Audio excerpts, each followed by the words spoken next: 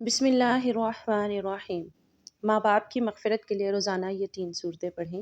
حضور صلی اللہ علیہ وآلہ وسلم نے فرمایا، قرآن پاک کی یہ 3 صورتیں والدین کی بخشش کرواتی ہیں اور قبر سے سیدھا جنت میں لے جاتی ہیں۔ محترم ناظرین، ماں باپ کی بخشش کے لیے عظیم تحفہ جو حضرت محمد صلی اللہ علیہ وآلہ وسلم نے بتایا، ماں باپ یا دوسرے اہل و عیال کی بخشش کے لیے یہ 3 صورتیں پڑھ کر ایصال ثواب کر دیں، ان پر سے عذاب اٹھا لیا جاتا ہے اور ان کو جنت کی نوید سنا دی جائے گی۔ وہ 3 صورتیں یہ ہیں: دنیا کی ہر نعمت اپنی جگہ، لیکن ایک نعمت ایسی ہے جس کے بغیر زندگی کا ہر رنگ بے رنگ اور ہر خوشی بے معنی لگتی ہے۔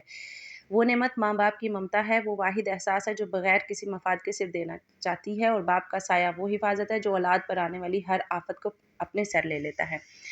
ہم میں سے ہر ایک نے اپنی زندگی کے کسی نہ کسی موڑ پر ان کی دعاؤں کے اثرات محسوس کیے ہوں گے۔ ان کے چہرے کی مسکراہٹ، ان کے سجدوں کی نمی اور ان کی دعاؤں کی تاثیر ہمارے نصیبوں کو بدل دیتی ہے۔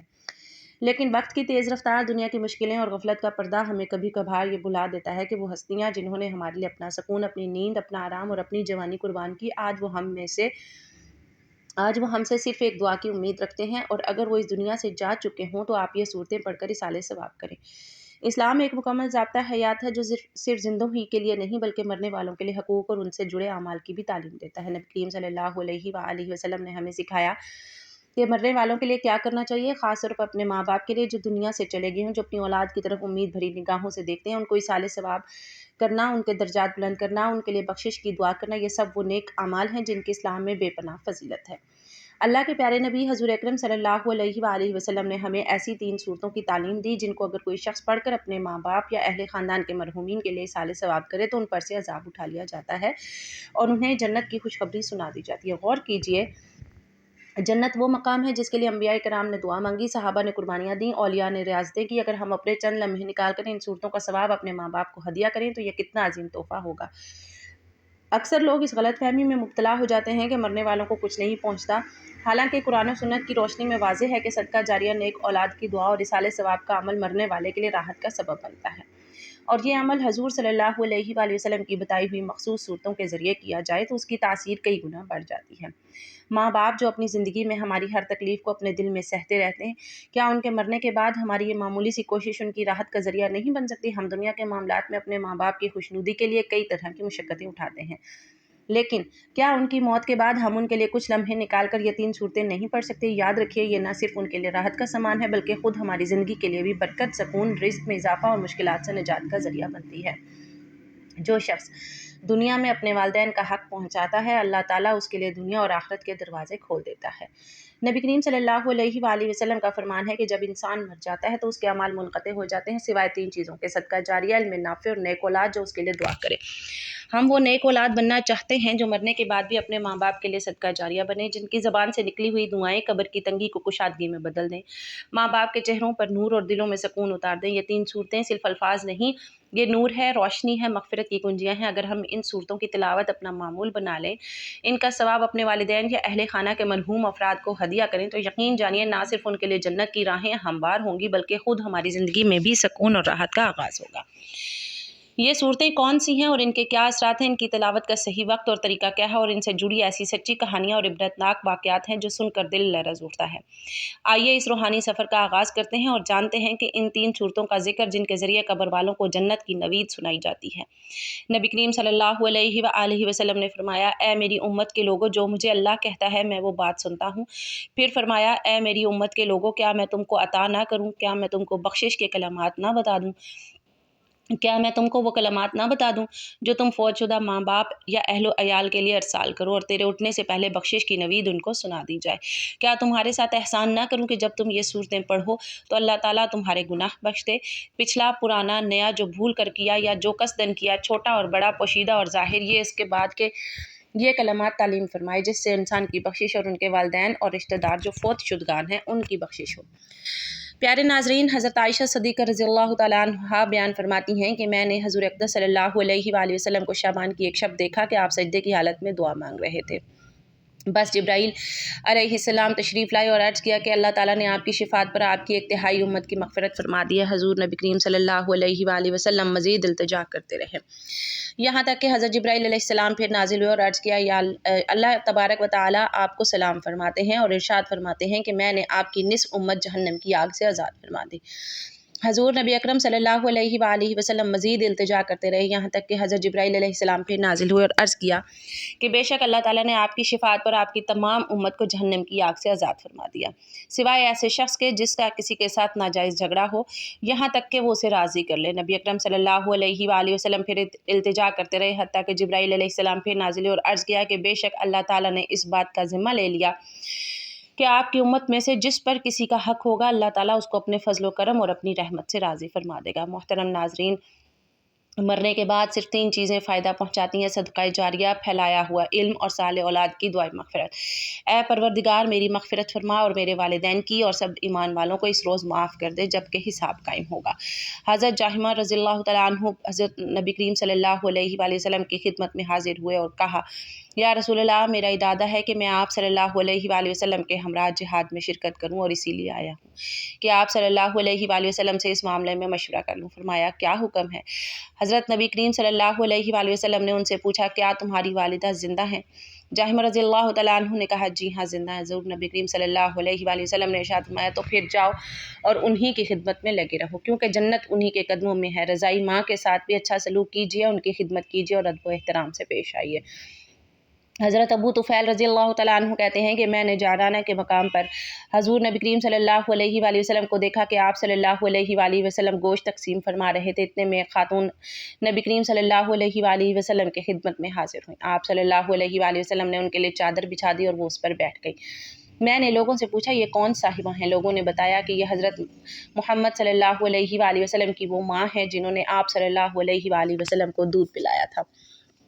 वालिदैन की वफ़ात के बाद भी उनका ख्याल रखिए और उनके साथ नेक सलूक करने के लिए ज़ैल की बातों पर कारबंद रहिए। माँ बाप के लिए मग़फ़िरत की दुआएं बराबर करती रहिए। कुरान पाक में मोमिनों को ये दुआ सिखाई है, रब्बना ग़फ़िरली वलिवालिदैया वलिलमुअमिनीना यौम यक़ूमुल हिसाब। परवरदिगार, मेरी मग़फ़िरत फरमा और मेरे वालिदैन की और सब ईमान वालों को उस रोज़ माफ़ फरमा दे जबकि हिसाब कायम होगा। हज़रत अबू हुरैरा रज़ियल्लाहु तआला अन्हु का बयान है कि मरने के बाद जब मैयत के दर्जात बुलंद होते हैं तो वह हैरत से पूछता है, ये क्यों कर हुआ? खुदा की जानिब से उसको बताया जाता है कि तुम्हारी औलाद तुम्हारे लिए मग़फ़िरत की दुआएं करती रही और खुदा ने उसको कबूल फरमा लिया। हज़रत अबू हुरैरा रज़ियल्लाहु तआला अन्हु का बयान है कि हज़ूर नबी करीम सल्लल्लाहु अलैहि वसल्लम ने फरमाया, जब कोई आदमी मर जाता है तो उसके अमल की मोहलत ख़त्म हो जाती है। सिर्फ 3 चीज़ें ऐसी हैं जो मरने के बाद भी फ़ायदा पहुँचाती रहती हैं: एक सदका जारिया, दूसरा उसका फैलाया हुआ वो इल्म जिससे लोग फ़ायदा उठाते हैं, तीसरा वो साले औलाद जो उसके लिए दुआएं मग़फ़िरत करती रहे।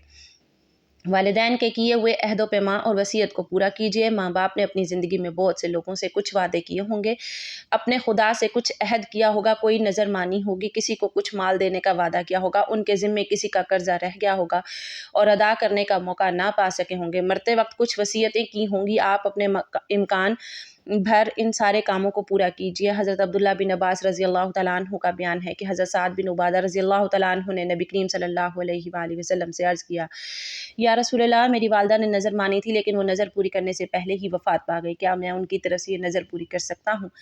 नबी करीम सल्लल्लाहु अलैहि वसल्लम ने इरशाद फरमाया, क्यों नहीं, तुम ज़रूर उनकी तरफ से नज़र पूरी करो। बाप के दोस्तों और माँ की सहेलियों के साथ भी हुस्न सलूक करते रहिए, उनका एहतराम कीजिए, उनको अपने मशवरों में अपने बुज़ुर्गों की तरह शरीक रखें, उनकी राय और मशवरों की ताज़ीम कीजिए। एक मौका पर नबी करीम सल्लल्लाहु अलैहि वसल्लम ने इरशाद फरमाया, सबसे ज़्यादा नेक सलूक ये है कि आदमी अपने वालिद के दोस्त अहबाब के साथ भलाई करे। एक बार हज़रत अबू दरदा रज़ियल्लाहु तआला अन्हु बीमार हुए और मर्ज़ बढ़ता ही गया, यहाँ तक कि बचने की कोई उम्मीद ना रही।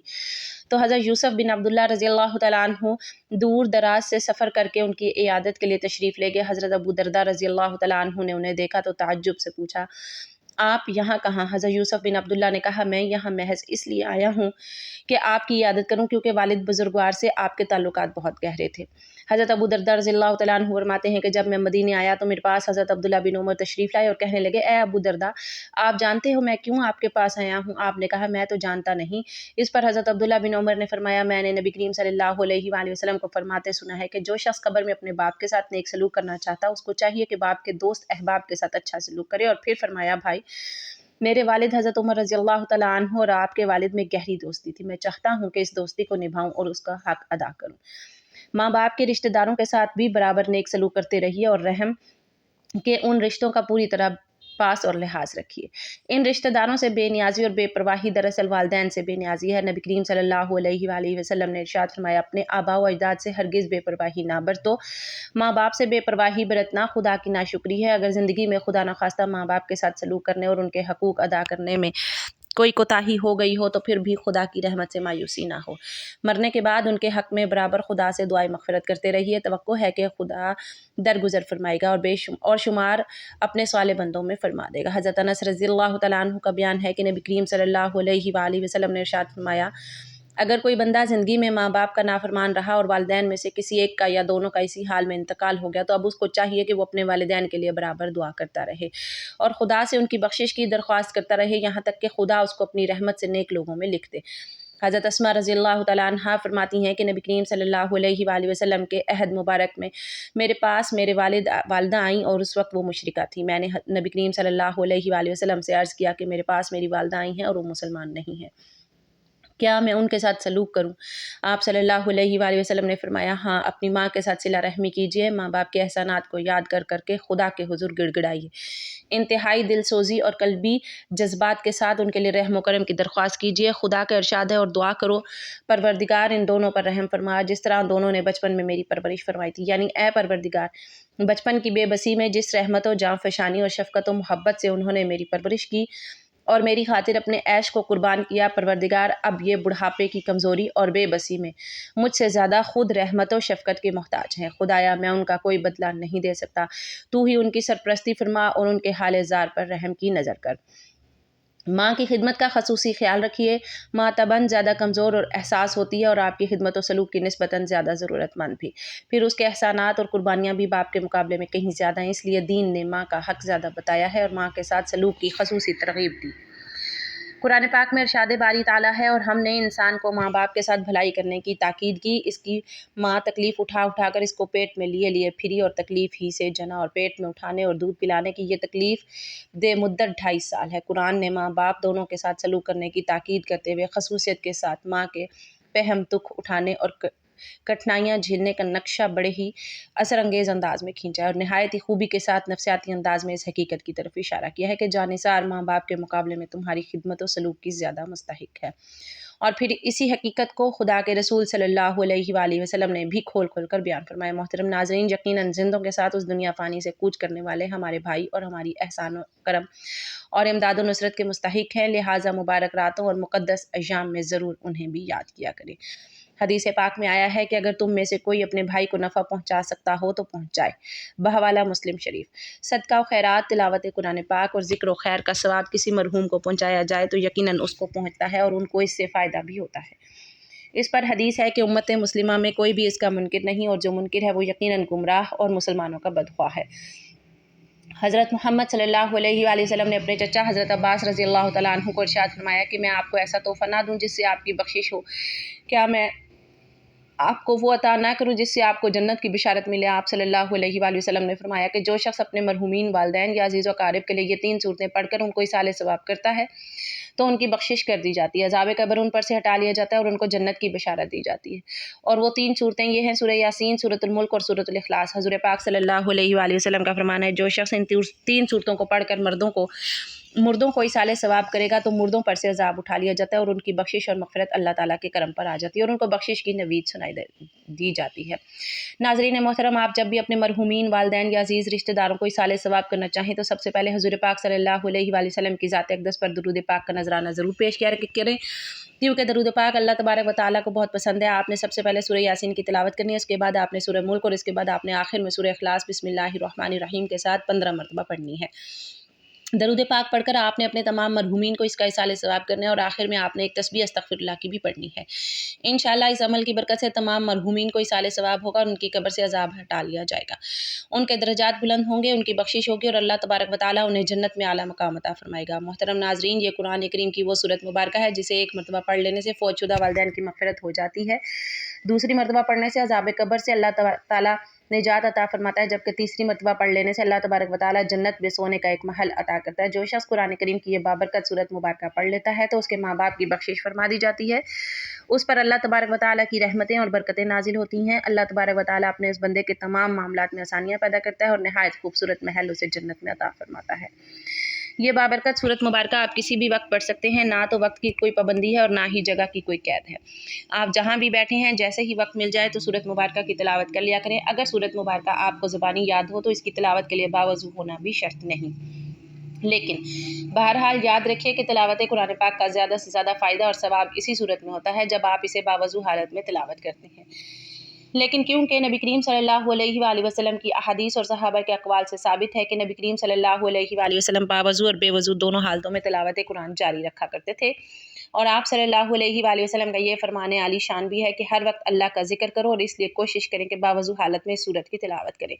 اس سورت مبارکہ کے عمل کے لیے آپ نے سب سے پہلے درود پاک پڑھ لینا ہے، اور درود پاک آپ کوئی سا بھی پڑھ سکتے ہیں، لیکن کوشش کیجئے گا کہ درود ابراہیمی یعنی نماز والا درود پڑھیں جو کہ ہم نماز کے درمیان پڑھتے ہیں، کیونکہ یہ سب سے افضل ترین درود پاک ہے۔ حضرت امام حسن رضی اللہ تعالیٰ عنہ فرماتے ہیں کہ جب بھی آقا دو جہاں صلی اللہ علیہ وآلہ وسلم پر درود پڑھو تو خوش دلی کے ساتھ، خشوع خضوع کے ساتھ پڑھو، اس لیے نبی کریم صلی اللہ علیہ وآلہ وسلم خود درود سنتے ہیں، اس لیے جب بھی درود پاک پڑھا جائے تو اسے پرسکون حالت میں پڑھنا چاہیے، خوش دلی اور محبت کے ساتھ پڑھنا چاہیے۔ ثواب کی نیت سے ایک مرتبہ میرے ساتھ بھی درود پاک پڑھ لیں۔ اللہم صلی علی محمد وعلی آل محمد کما صلیت علی ابراہیم وعلی آل ابراہیم انک حمید مجید۔ اللہم بارک علی محمد وعلی آل محمد کما بارکت علی ابراہیم وعلی آل ابراہیم انک حمید مجید۔ درود پاک جب آپ پڑھ لیں تو اس کے بعد آپ نے یہ کلمات پڑھنے ہیں: اللہم اغفر لی ولوالدی وللمؤمنین والمؤمنات والمسلمین والمسلمات الاحیاء منہم والاموات۔ اے اللہ مجھے بخش دے، میرے ماں باپ کو بخش دے، اور تمام ایمان والے مردوں اور ایمان والی عورتوں کو، اور تمام مسلمان مرد اور تمام عورتوں کو، خواہ وہ زندہ ہوں یا فوت ہو چکے ہوں۔ درود پاک پڑھنے کے بعد محترم ناظرین آپ نے یہ کلمات 11 مرتبہ پڑھ لینے ہیں۔ اس سے آپ کے والدین کے تمام پچھلے گناہ مٹ جائیں گے، اور اللہ تبارک و تعالیٰ آپ کے ماں باپ کے گناہوں کو معاف فرما دے گا، اور اللہ کی رضا سے آپ کے ماں باپ کو جنت میں محلات عطا کیے جائیں گے۔ محترم ناظرین ہمارے ایک بہت پیارے بھائی نے یہ بتایا کہ 1.25 لاکھ مرتبہ اس کلمے کا عمل کیا تو اس کے دیرینہ اور سالوں سے اٹکے ہوئے مسائل چند ہی دنوں میں حل ہو گئے، لہٰذا یہ کلمات نہایت ہی بابرکت اور فضیلت والے ہیں، نہایت طاقتور کلمات ہیں۔ یہ بابرکت کلمات 11 مرتبہ پڑھنے کے بعد آپ نے 11 مرتبہ ہی پہلا کلمہ یعنی لا الہ الا اللہ محمد الرسول اللہ پڑھ لینا ہے۔ حضرت ابو درداء رضی اللہ تعالیٰ عنہ فرماتے ہیں میں نے اللہ کے رسول صلی اللہ علیہ وآلہ وسلم کو یہ فرماتے ہوئے سنا کہ جو شخص مومن مرد اور مومن عورتوں کے لیے ہر روز 27 یا پھر 25 مرتبہ مغفرت طلب کرتا ہے تو وہ ان لوگوں سے ہو جاتا ہے جن کی دعا قبول کی جاتی ہے اور جن کی برکت سے زمین والوں کو رزق دیا جاتا ہے۔ اسی طرح درود پاک پڑھنے کے بعد جو کلمات آپ کو بتائے گئے ہیں ان کو 11 مرتبہ پڑھ لینے کے بعد آپ نے پہلا کلمہ بھی 11 مرتبہ پڑھ لینا ہے، اور اس کے بعد آپ نے قرآن کریم کی یہ 3 بابرکت صورتیں پڑھنی ہیں: سورہ یاسین، سورہ ملک اور سورہ اخلاص۔